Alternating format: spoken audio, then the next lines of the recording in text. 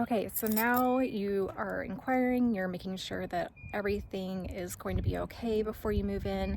And another important thing is just understanding what's typically provided in a lease here. So sometimes you'll see that the appliances are included and sometimes you won't. So depending on where you're moving from, it's always a great question to ask what appliances are included, because the washer and dryer and fridge are not always included. It really just depends on the landlord situation and if they have one available to provide. So if that's really important to you, if that's a deal breaker, then just want to make sure that you cover that either before applying or through the application process, so that you have an idea of what your cost to get into the property is going to be.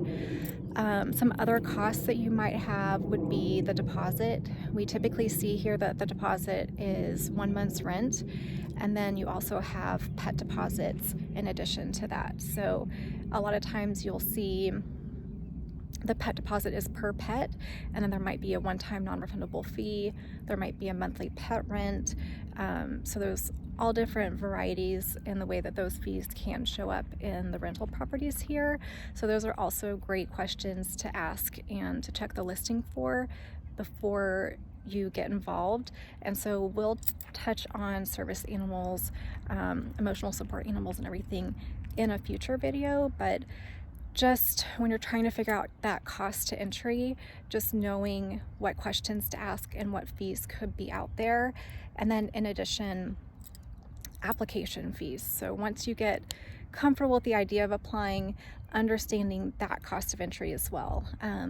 We typically will charge an application fee for every person that's over 18, because essentially if you're over 18, we want to see, even if you're not going to be contributing towards rent because you might be a kid or something like that, we still want to see the background and know who's going to be in the property, as well as what kind of risks are associated with the landlord. Make sure that the landlord's insurance covers those situations. And so you will be required in most cases to do an application for everyone that will be living there that's over the age of 18.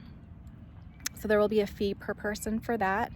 And then some offices will also charge an admin fee. So those are also great questions to ask once you're ready to submit that application and figure out how much in total the rent could cost you.